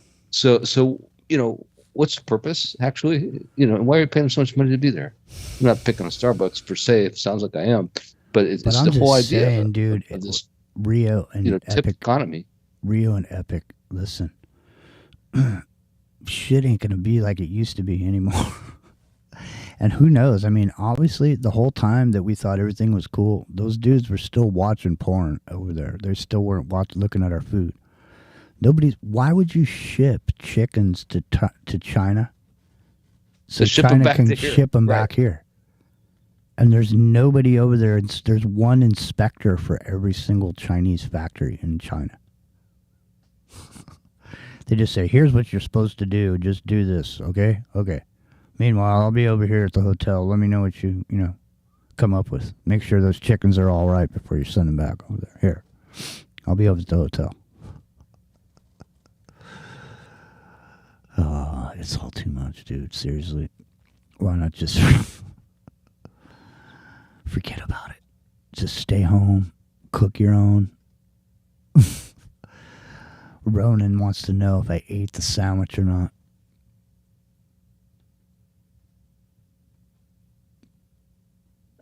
It's a Togo's pastrami sandwich. Of course, probably did. I probably would too. You pay a lot of money for it, and it's good. Usually, right? Let me just say this, man. I'll just say this about that. I never went back there again. I never went back. As much as I love a pastrami sandwich, I mean, if I could have a pastrami sandwich right now from anywhere in the world, my pastrami sandwich would come from Canner's Deli in Los Angeles, California. Go look it up on the internet right now. Go. Oh, dude, I guarantee it's run by Jewish people, which is awesome. That's right across the street from NBC. WNBC. No, literally, it's literally right across the street from NBC. Everybody has eaten there. Everybody ate there. They still eat there. I'm pretty sure I ate there. I used to go. I've been to the Tonight Show in the over audience there probably 20 times. Go search Canner's Deli right now. If you have access to the internet while you're listening to this, go look at Canner's Deli and type in fucking pastrami sandwich. You don't without the fucking part. Just type in pastrami sandwich, Canner's Deli.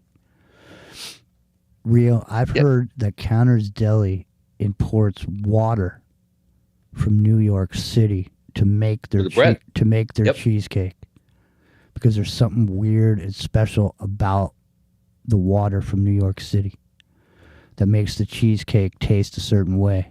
And these people supposedly, now I don't know, they say they actually import the water to make the cheesecake. There's something about it and the dough. Something about the water and the dough and the cheesecake from New York.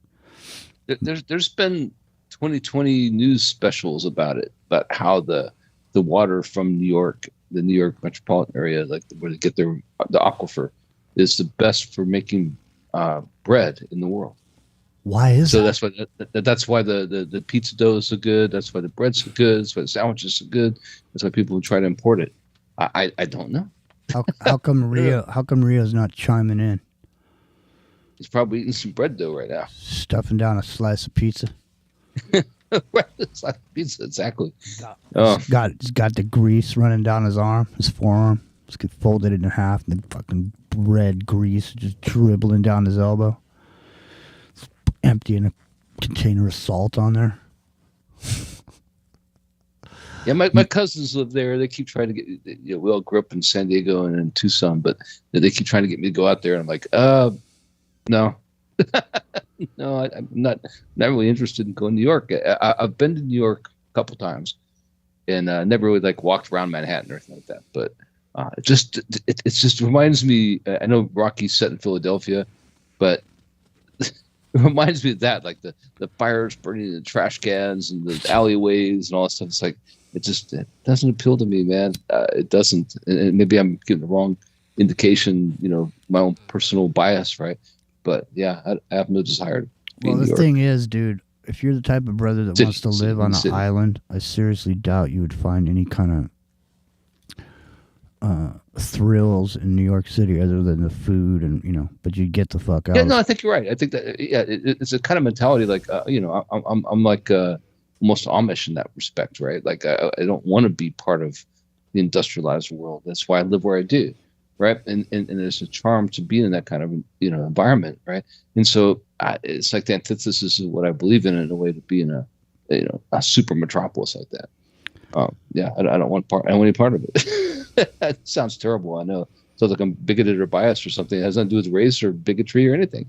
It's just the idea of living in that kind of life, because I think it's the antithesis of what life is meant to be. Where the fuck is Rio at?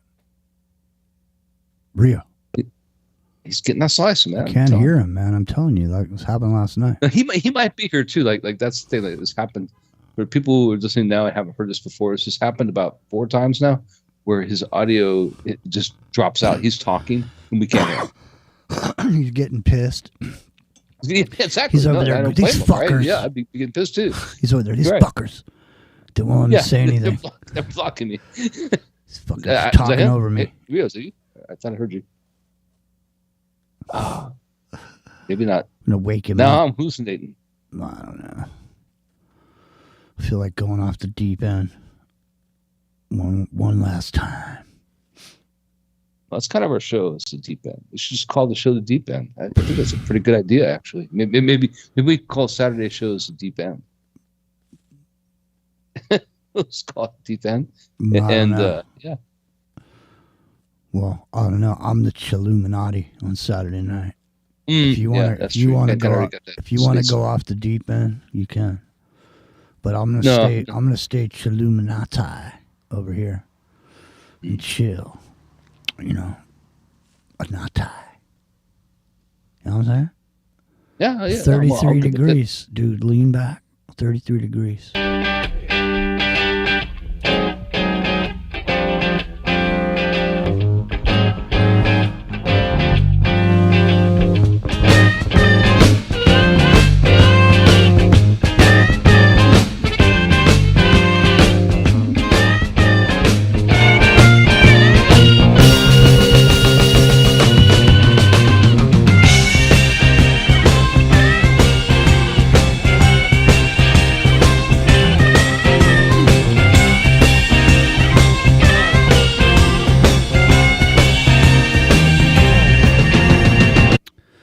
Let me just say what was going on in these dudes' lives to make them make this song in that moment. That shit ain't ever gonna happen again. Hey, look at yonder, what's that I see? That old bogus honey coming after me. I thought you told her I was out of town. I wonder how she know that was hanging around. Say, listen, babe, don't go wasting your time. You keep her coming round, you'll hear the same old line. You got 1,000 cars, you say you need them. You take what's good for you, and I'll take my freedom. Cause lately, it's been so hot, I've been making ends meet. Oh, yes it has. And honey, y'all headed to one-way street. And I'm counting on the other way. I thought I knew her, I paid you lady. How could my sunshine be so damn shady? She'll say she loved to talk, a conversation, but I'm the one that makes the situation. It's one-way city, and I thought I knew. It's such a pity, honey, that's it for you. Because lately, it's been so hard to make ends meet. And honey, y'all heading at the one-way street. I know out of the way.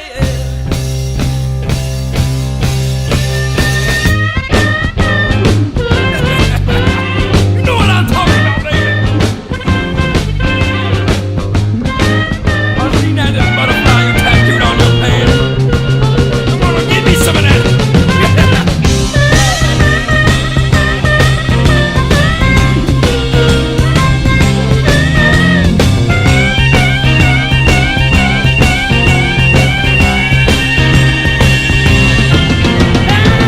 There's nothing over here I never showed you. I made it pretty clear, I'm glad to know ya. You know your brother Spike is on the level, but you always looking like you mad the devil. Don't say I Damn. caught the two, it's all forgotten. Don't say I copped a tood. It's all forgotten. Damn. I don't know. See? That's just like a moment, man. He was in there. They were in the studio. They were playing that riff, and he fucking got on there with that harmonica and played that just like that, just that time, that night. They had that many beers. They smoked that many joints. They snorted that many lines. Just that. Whatever it was, it made it relatable to the time they were in. Yeah. It's a snapshot. It's a snapshot of history, in a way. I really, honestly, I believe in the future. And I've said this before. And I said this, over a decade ago. And I'm still going to say it again tonight. Because anyone listening back then probably isn't listening right now. I'm going to say this again, though. I think in the future, you'll be able to go into a digital picture. So if you took a snapshot of you down in San Diego and you put it on Facebook, somebody in the future will be able to use technology to go to that moment when you took that digital image and probably create everything around you based on all the other information that it has about that time is right, because there was all this other information coming in then that you didn't know about. There's all this data scraping going on. There's all these different people with phones. There's security cameras. There was all this shit going on, and that is separate right now. But in the future, they will probably be able to tie in all that data to recreate whatever it was, the moment, and you're in it right now. You're playing that game right now. Well, I think so. I think that's actually going to be what history classes will be in the future. Like in the future, in the near future, and we're not talking like 20 years from now. We're talking like 2 years from now. You'll put on your AR glasses and you'll go live in a time that's being discussed for the day's lesson. You go back to what it was like to go across the ocean in 1492 as Columbus. You'll go back in a time when the 100-Year War was going on in Europe. You'll go back to World War One. You'll go back to World War Two. All these pivotal moments in history, you'll see them and experience them. And it won't be reading anymore. It won't be like a course, of reading so many pages a day. It'll be so many experiences a day, and you'll have to clear it like a level in a video game. And it's not, because it's a gamification of reality. Is what it is. It is. That's what it is, right? And that's what's coming upon us, and it's coming faster than most people realize. We're in a situation where everything's gamified, and that's I think that's exactly right. You'll be able to experience that experience. Well, isn't like if when you say that a picture is like a dot on a timeline. So every single picture, exactly. every It's a single reference point. so every single picture you take is a reference point on your timeline. So, but I mean, not just a timeline on your Facebook, but I mean a timeline on your life specifically. Yeah, 100%. So, like so for example, in the future, when a lot of people that are on Facebook, they're not alive anymore, but their whole Facebook is there. All their pictures they took and all that shit. So like in the future, when Facebook becomes archaic, the data that's in Facebook could literally be used to put you in a person. You could just go be that person, jump into that person's Facebook and be that person. Well, when I was clearing out my storage in San Diego, what I did was, there's all kinds of valuable things there that have value as far as my consideration is, electronics and old video game consoles and whatever, right? But the thing that I focused on, because I've had limited time, was photos. Old, analog, regular photos, family photos, things that memories, essentially. That's what I salvaged. I left all the other stuff behind. When I crystallized the moment into thinking, this is what it means, right? What is valuable? What is truly valuable? There's a fire burning the place down. What are you really going to take? Well, that's it. It's things that you have a bond to through your memories, or that reinforce the memories you have. It's not everything else. Everything else is peripheral.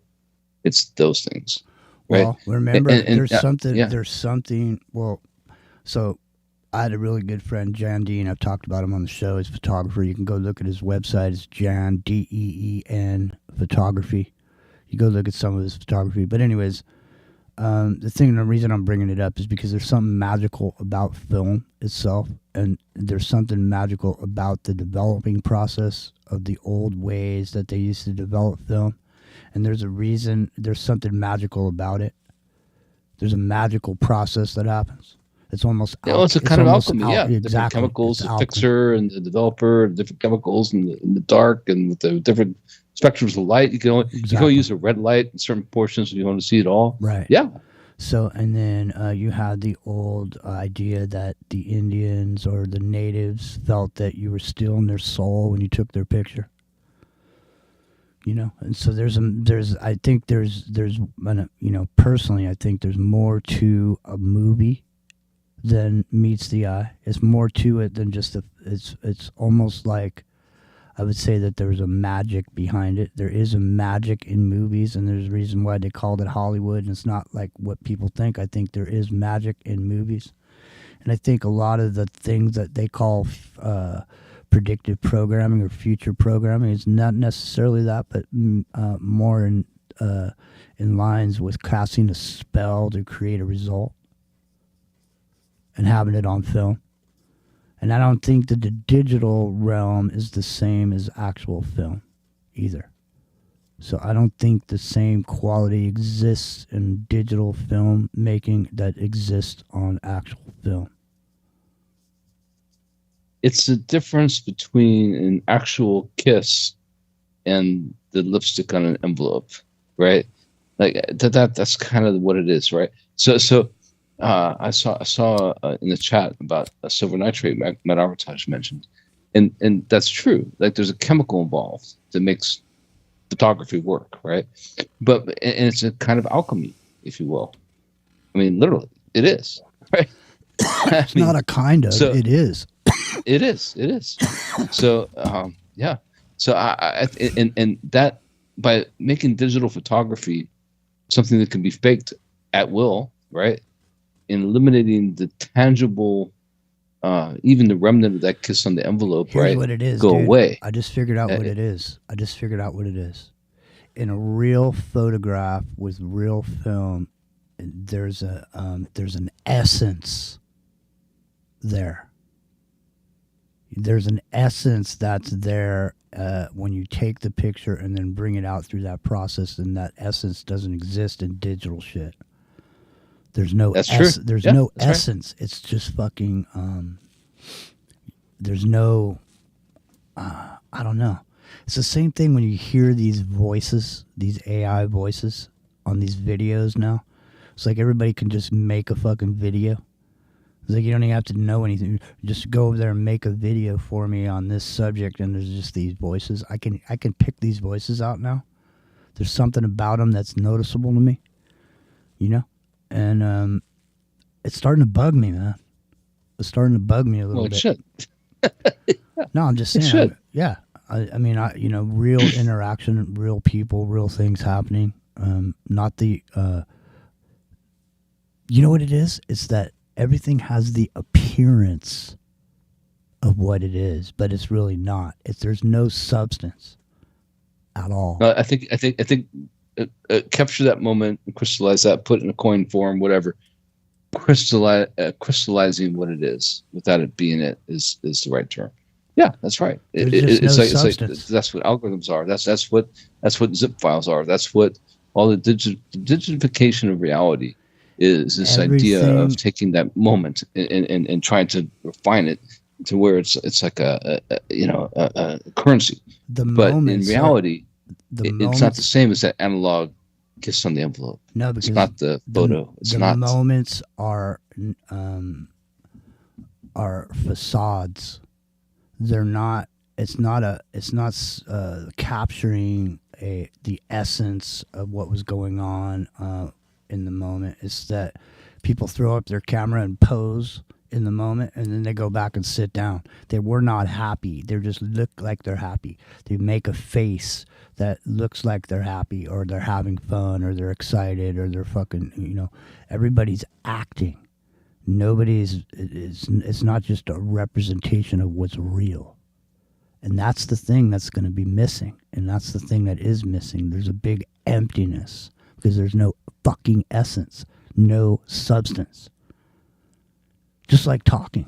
It's like this show, talking right now. We're talking, but I mean, when we're done talking, there's not going to be anything sitting there.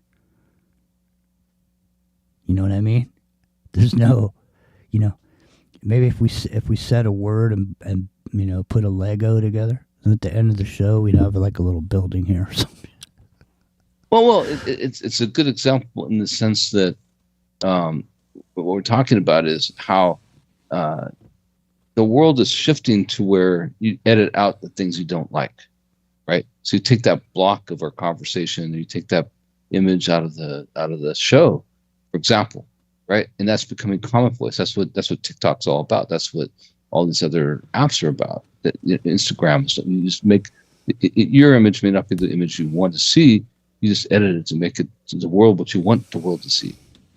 It's not you, right? But a photograph is real, right? It's that moment of light in time and space captured on an element, silver nitrate or whatever it might be, on film. You can't fake it. You cannot fake it. It's an actual archive. It's an actual analog archive where digitization of things leads to the falsification of reality. Exactly. So Yeah, I don't know how else to say it. It's You know, a that's what it is. facade. Everything's turned into a facade. You don't. I mean, there is no building. There is no anything. There's just a website. Right. That website may go away There's tomorrow. a website with there's a website with a picture of a building, which leads you to believe that there's a company somewhere with an actual building, but there is no building. There's only a website, and it's only ones and zeros. It's a fucking facade. You know, it's not solid. You can't take it to the bank. You know, you can't do anything with it. It evidences the power of naming things, right? Like I've one of the great things the Talking Heads did, maybe I don't think it was on purpose even. I think they just did it by accident. Was it one of the lyrics is something about it doesn't exist till you give it a name or something to that effect. That you know that registered with me. It's like, you know, that's right. I think that's absolute truism. Things don't exist to give them a name, and that's what the Bible is all about. Like when Adam is in the garden, his job is to name God's creation. That's literally his job. To name things. It's a name that's important. Naming things. Well, and so all of a sudden we go to this area where now that you are giving that authority over our reality over to something that's not real. Right. You know, well, it's one of my favorite movies. That's what they say consistently and throughout the movie is give it a name. And it's give it a name. Doesn't matter. Give it a name. Doesn't exist, so give it a name. Well, I'm just saying it doesn't whatever it is, give it a name. It's all the same shit. Give it a name. It doesn't matter. It's all the same. It doesn't matter. It's all the fucking same. Give it a name. It's all the same. Give it a name. You know what I mean?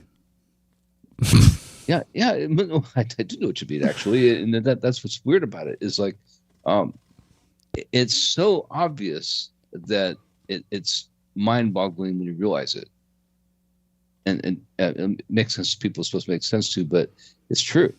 Things do not exist to give them a name. They just don't. You know, everything's an abstract concept until you give it a name. Once you give it a name, it crystallizes. It's real. It's tangible, right? Well, that's the whole thing around this idea of identification, and people identify with something or identify as something, and they want you to identify as something. So it's a whole thing, man. I'm trying to think of there's an author. The book's called The Outsider. If you've never read it, I'm trying to think of the fucking guy's name now.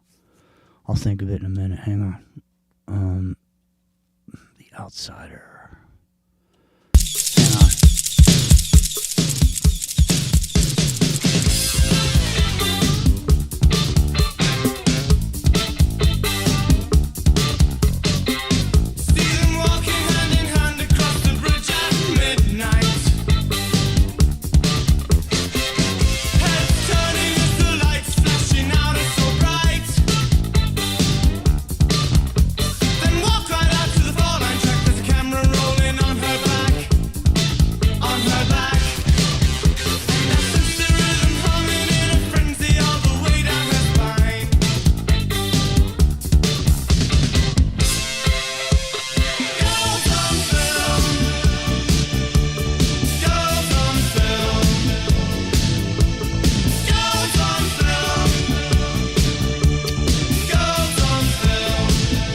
Apparently Stephen King wrote a book called The Outsider, but that ain't it.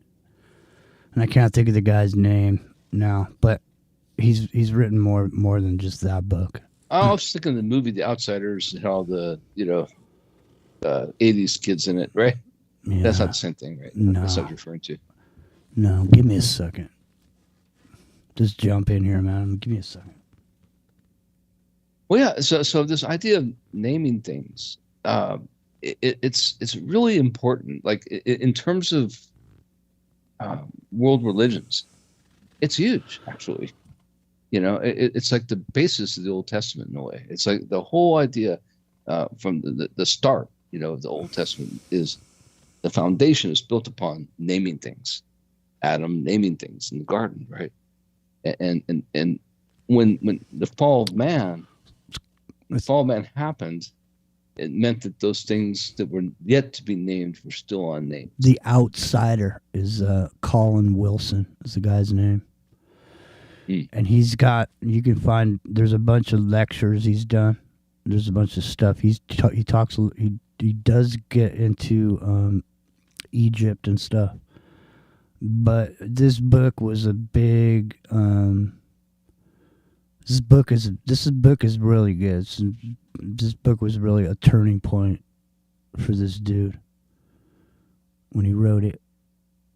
Here, let me see. Let me see if I can get something on this. Hold on. Jump back in here, man. Let me see if I can get something on this on YouTube. Hold on. Yeah, well, let's continue with that theme, I guess. The idea that things remain unnamed and therefore intangible means they're in a state of flux, right? It means that people can alter them. It means that people can make their own definitions of them. And those people, the way we contextualize what people aren't just individual, but it's civilizations. It's the idea that people can, propagate what they want it to be without it actually being something because it's still intangible. And there's a lot of things like that. I mean, even with 7-8 billion people in the world, everything isn't named yet. Right? How odd is that, right? That we have to come up with our own terms. Knives. Why? It's tiresome, man. Hold on. See what this is. I thought that was actually what you were playing. I'm sorry.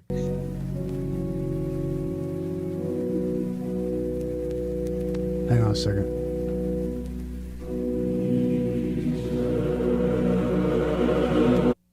The Outsiders See. Hang on. The Outsider by Colin Wilson is about a man of intensity. A man who cannot live like everybody else. This is because he sees too deep and too much. But what does the outsider see? In one word, eternity.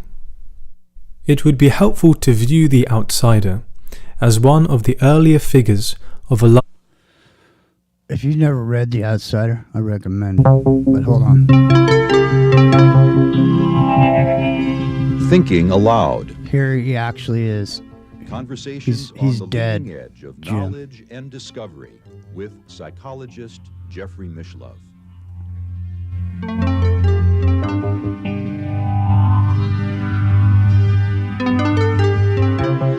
I'm sorry, man. Am I going too far out on a limb for you guys, man, with this Colin Wilson shit?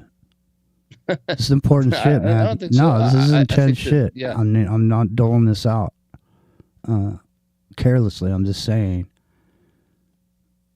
this book and this guy and this book is important. So I don't know. You guys sounds like it to me. Do you guys want to hear this? This is him doing an interview real quick. Well, it's not real quick, but I'll just jump in there and just hear what he has to say here.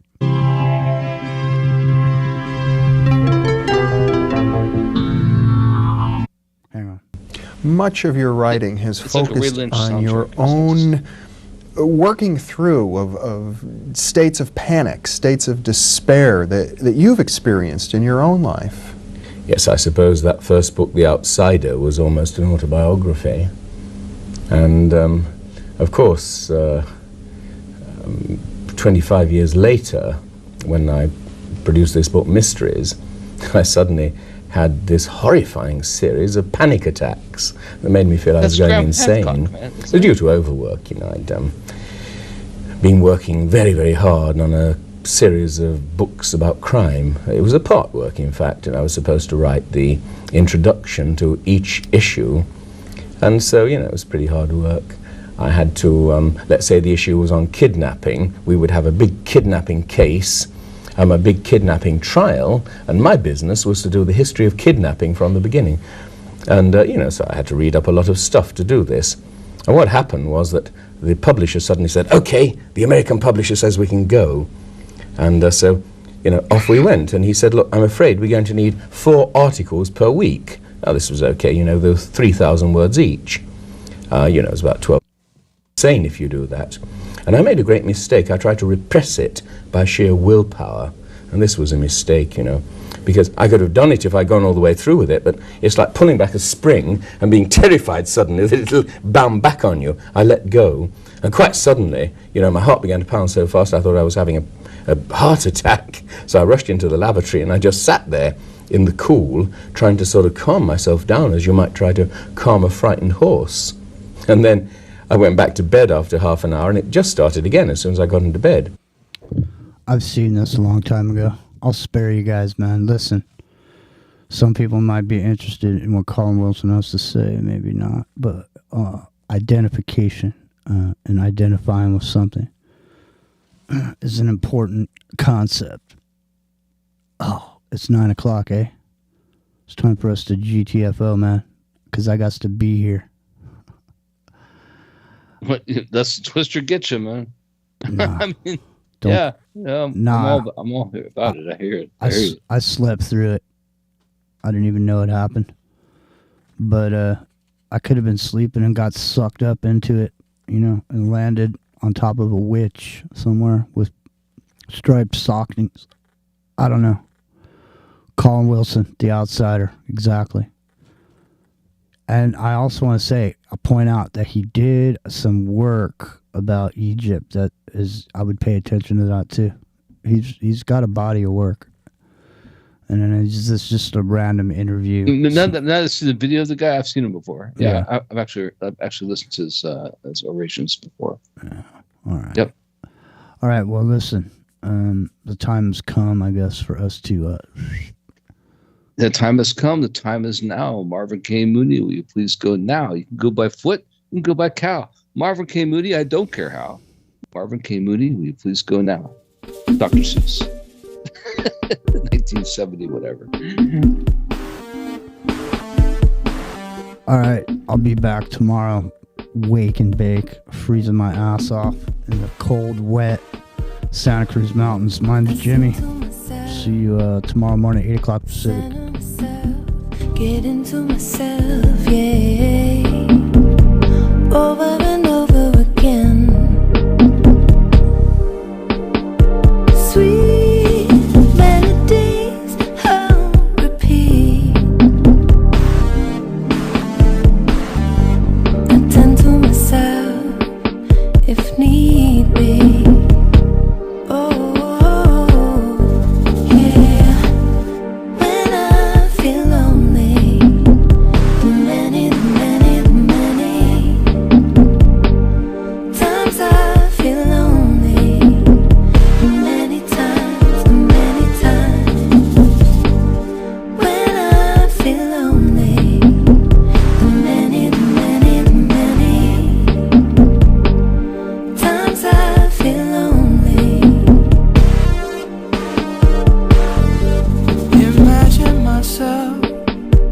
Imagine your help, imagine the movement of you, over and over.